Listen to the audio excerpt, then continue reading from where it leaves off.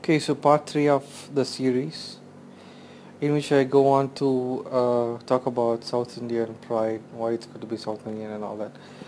So the first part, I said why we have had a really good existence, and then why our genes have been very successful in expanding. Despite, I actually forgot to mention this point, despite the foreign invasions like the supposed Greek invasions, which only really lasted for about 9 years, and I don't think they would have had that many offsprings that would have spread all across North India.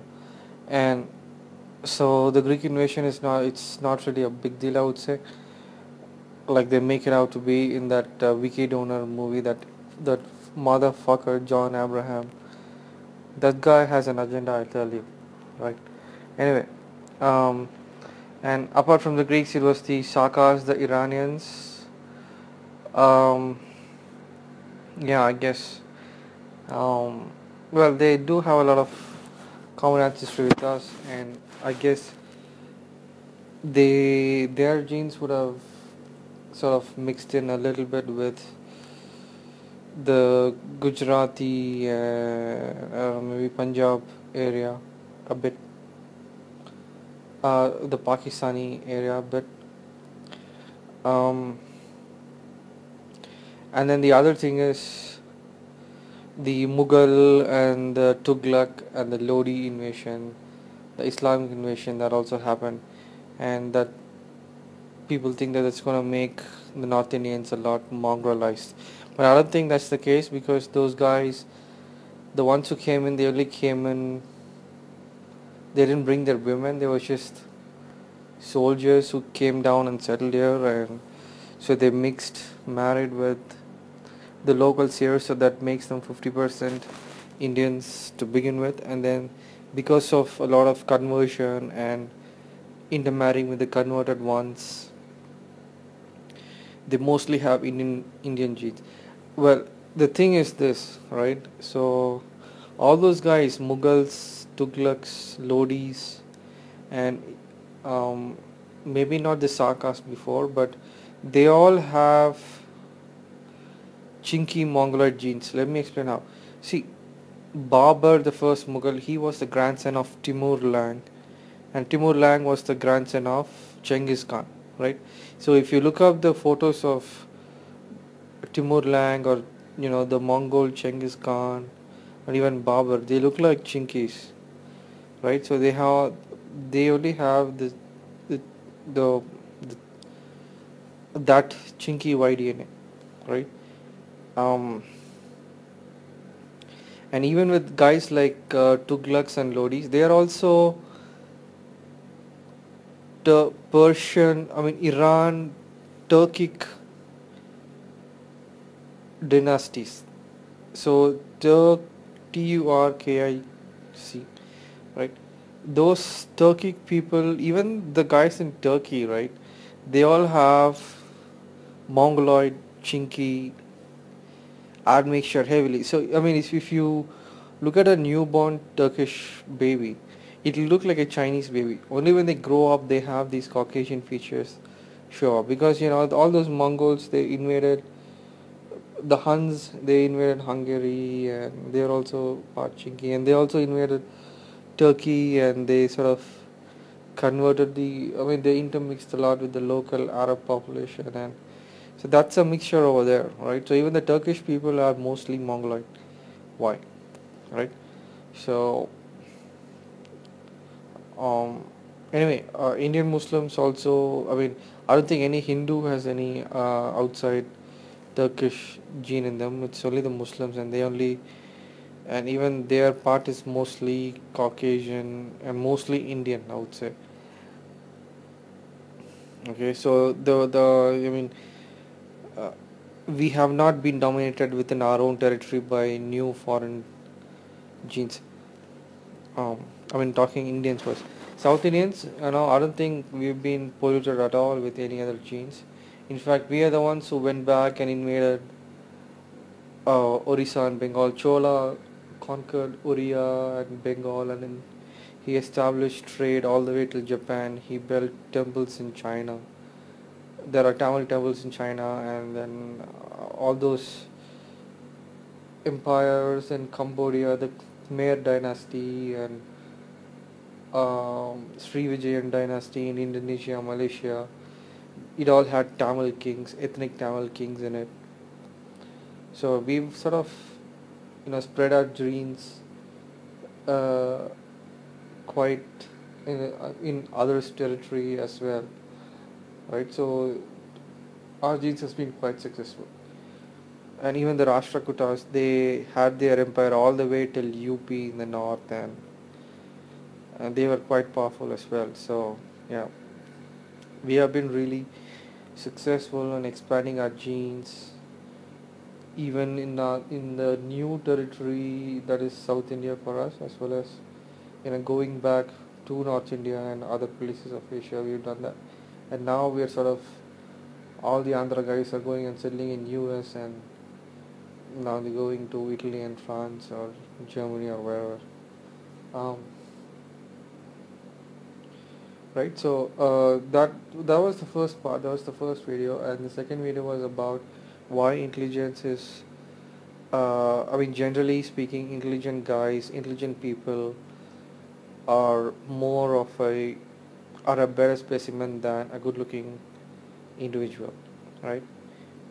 That I've established that, and now I'm going to be talking about why I think South Indians are more intelligent, and I'm just going to try to classify um,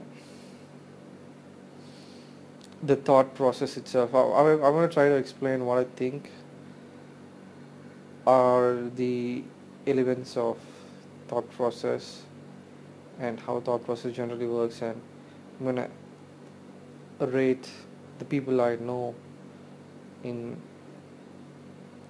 those areas. I do have a fair bit of exposure. I've lived in US and Australia for about 5 years. I've been to Korea, and I've lived in, well, I've lived in different cities in India, and I've seen a lot of people. Um, so, so I think there are 6 components to the thought, right?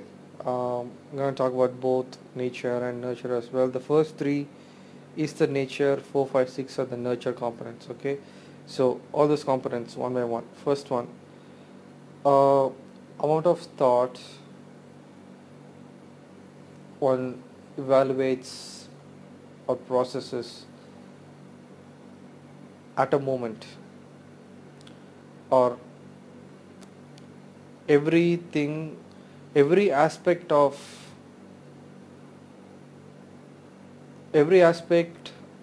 some thought that the person will, like, for example, when thinking about something, every aspect that the person is able to bring in and evaluate to make a judgment or to make an inference, right? So the amount of the amount of aspects that a person considers, that is number 1. Number 2 is the correctness of logic in the thought that he evaluates. And number 3 is the depth of thought that the person is able to construct.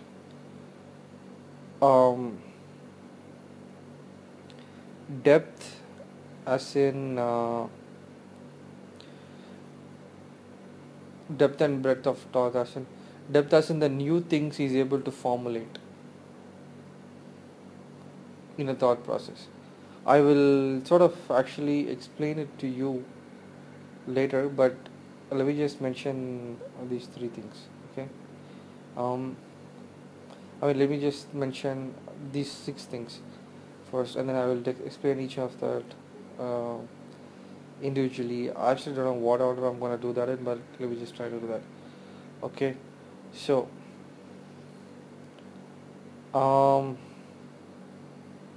so those are the things, the natural abilities of a particular group, and the following three things are that would be the nurture aspect of it. Depends on the kind of circle the person hangs out with, the kind of education the person gets in, and all that, right? So number four is the number of things that they know, knowledge. um, the five is number of new things they think about, and the number six is prior exposure and conditioning with deeper thoughts as a consequence of living in a society. Okay. I mean, I kind of wrote this blog a while ago, so let me remember exactly how I could explain the whole thing. Okay. Okay, but before that, I want you to show a couple of diagrams, um, because I think this is how a thought process works, right? You see this image in front of you, the image of a kite. I mean, the shape of a kite. I don't know what it's um, uh, called, but I mean a trapezoid, right? Yeah, a diamond. No, a trapezoid. Whatever. Anyway, so I think this is how a thought process works, right? So a person, his starting point is thinking of something. Let's just say physics, all right, or random, or let's just say, um, I don't know what's a good topic. I don't know. Let's just say, okay. Um, Now let me just go with another basic example. Just say someone is wanting to purchase a chocolate, right? Um, so we think about the chocolate. That's the starting point, which is the point um, D here. That is the apex. That is the top. So you start off there, right? And you think about all the things associated with that, the process of buying a chocolate, the cost associated with that, whether it's going to be good or bad, um, for your health, for the sweet tooth of the child, or do you think it's just going to make your child more demanding, or do you think it's going to, you're sort of being a not good parent by not getting your child whatever he wants, or you just let the child have fun. All the aspects that you can bring when you think about a decision, or a thing. When you think about something, all the aspects associated with that. So first, you try to, all these things occur to your mind. See, it's like this, right? Now, I don't know, I've sort of read certain theories about how the brain works, and Watson, he said, human brain, that the human thought is a set of conditional responses. Well, if you want to know what a conditional response is, it's the reflex action thing, the dog and the bone experiment. Like, it's like first, there's a guy called Russian scientist called Pavlov. He, he would bring food to his dog, but before he does, he would ring a bell, and then after 4 or 5 times, I mean the first 4 or 5 times, only after seeing the food the dog salivates, but after the fifth time, as soon as he rings the bell, the dog starts salivating, because the dog has associated the bell with the food somehow, right? So things get associated in your brain, like one thing gets associated with another thing, and so this conditioning is what amounts to your entire thought process. So first you think of one thing, you think about the other things that are associated with that, and if you focus a lot, you stay on your goal If you don't, you just think about something else um, associated with the other thing that you thought about. So let me just give you an example. So D here, the top point is the first thing that you think about, um, right? And then immediately you bring the associated things, which are points A, C, and D, into your thought process. Um, Actually, see, the thought process is not simultaneous. It's not doesn't work parallelly. I'll show you another spiral thing, right?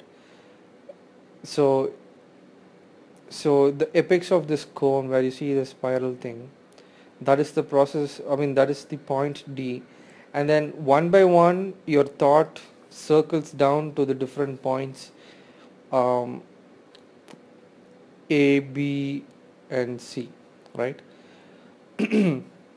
So it happens linearly. You think about all these things linearly, just not simultaneously. You think about all these things, but to your focus area, these three things come one by one, but you do broaden your thought area through this spiral process, right? So that is the thing, that is bringing in all the aspects associated with one thing. Okay, so this is what is the first thing. I mean, see, it's like this. um, I think I already explained to you. The the the connection is already, just like, the connection is already made in the dog's brain between the bell and the foot. The connection between points D and A, D and C, D and B are already there in your brain, right? If you just happen to have a, a good brain structure whereby you have a lot of neurons focused, or a lot of neurons connected. If one, if Okay, let me just get to the connectivity point later, right? Let me just first explain this thought process. So this bringing in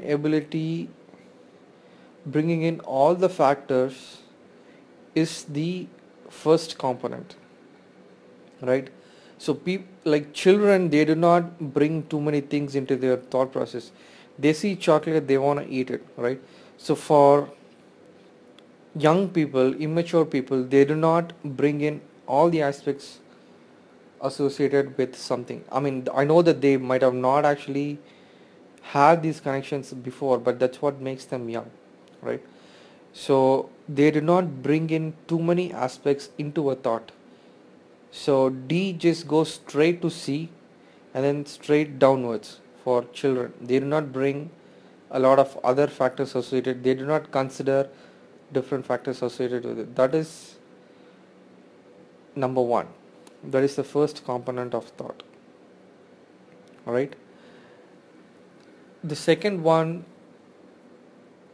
is, so what happens is, I told you that the thought goes spiraling and all that, right?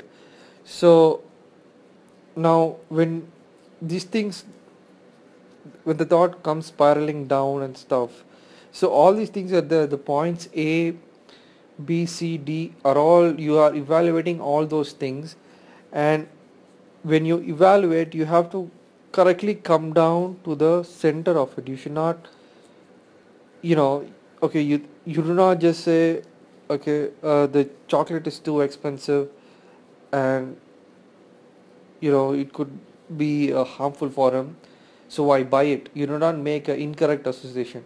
So you say, so I will not buy it, right? So that evaluating capability is what is the correctness of logic that I'm talking about, right?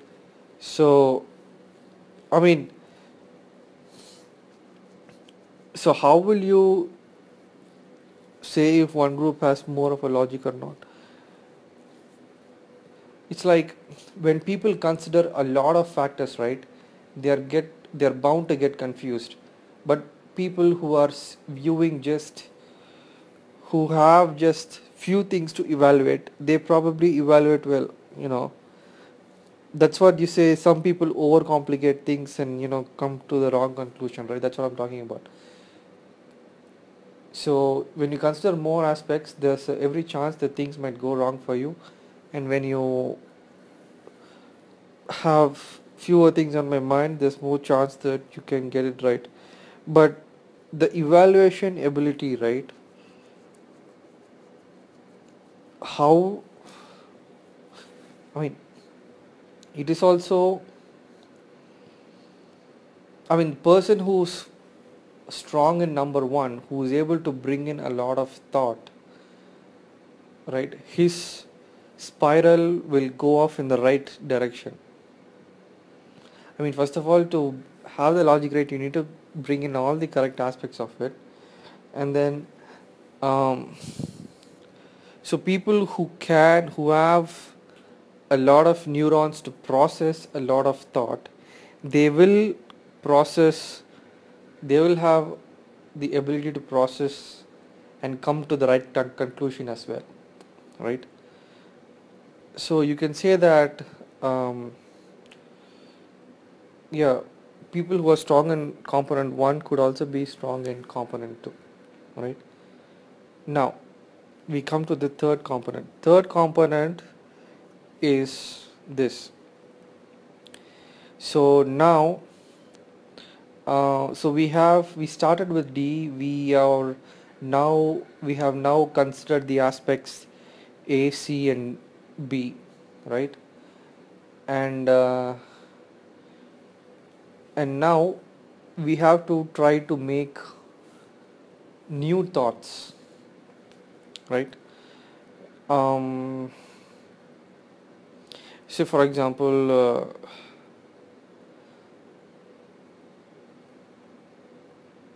now you might no, now so look at this diagram now. Now C will be associated with a bunch of other things.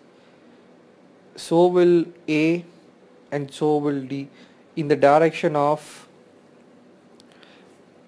E, right? So all these things aspects will combine together, and then you will find a new thought area, and now thereby you will be making connection